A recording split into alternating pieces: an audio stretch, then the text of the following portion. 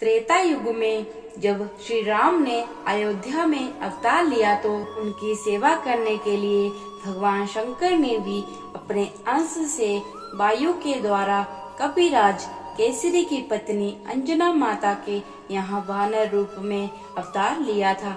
ये छोटा सा बालक बाल्यकाल से ही बहुत चंचल स्वभाव का था। इसके चलते उन्हें ऋषियों ने श्राप तक दे दिया था।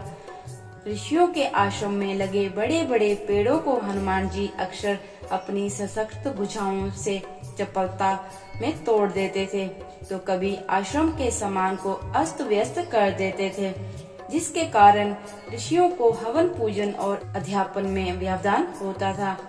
इससे ऋषियों ने नाराज होकर उन्हें श्राप दिया कि आज से तुम अपना बल भूले रहोगे और जब कोई तुम्हें स्मरण कराएगा तभी तुम्हें अपने बल का भान होगा।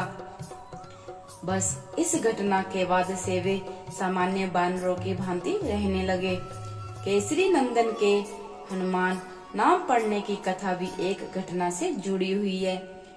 जन्म के कुछ समय बाद ही उन्होंने सूर्य को लाल फल समझा और उसे पाने के लिए वे आकाश की ओर दौड़ पड़े।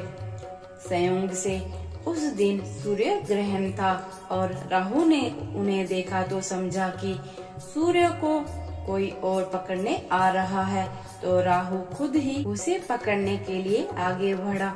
किंतु जैसे ही वायु पुत्र केसरी नंदन उसकी ओर पूरे वेग से बढ़े तो भयभीत होकर राहु भाग गया और सीधे इंद्रदेव से गुहार लगाई। जब इंद्रदेव सफेद ऐरावत पर सवार होकर देखने निकले कि मामला क्या है, तब अंजनी पुत्र ने ऐरावत हाथी को बड़ा सा सफेद फल समझा और सूर्य को छोड़कर उसे ही खाने के लिए लपक पड़े। इंद्र ने घबराकर अपने वज्र से प्रहार किया, जो पवन पुत्र की ठोड़ी पर लगा।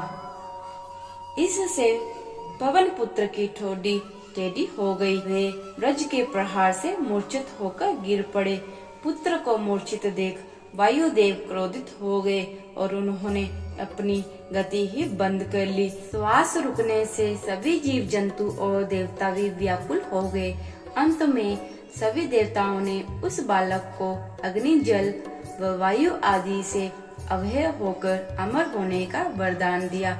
इसके बाद ही वायुदेव प्रसन्न हुए और अपनी गति शुरू की। इस घटना के बाद से ही उस बालक का नाम हनुमान पड़ गया। तो दोस्तों, आज की इस वीडियो को लेकर आपकी क्या राय है? वीडियो पसंद आए तो चैनल को सब्सक्राइब कीजिएगा। हरे कृष्णा।